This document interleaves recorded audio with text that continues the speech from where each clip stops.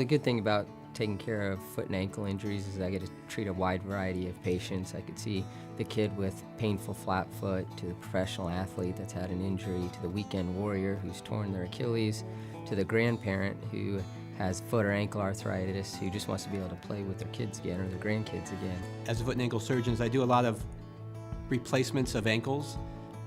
For people who have severe arthritis, in the past the only option was to have an ankle fusion, which means the ankle is locked together and doesn't move anymore. Well, for certain people who meet the certain criteria for an ankle replacement, we can give them a whole new metal ankle, which is like this model right here. My process for evaluating a patient is made up of a 3 or 4 step process. We typically start with a history and physical. The history is listening to the patient tell us what bothers them and then asking the appropriate questions to get a little bit more information from them.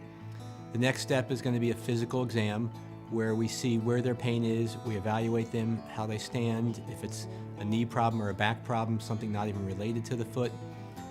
After that, we'll start with regular x-rays, which are just going to be the typical plain films that everyone's used to seeing. In many cases, that's all we need.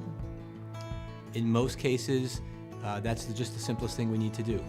Well, the most important aspect of patient care is really, again, reaching those goals that each individual patient wants. And as long as we put the patient first and their health first and pay close attention to what they're telling us, give them the time they require, and make sure that they're happy with the treatment plan.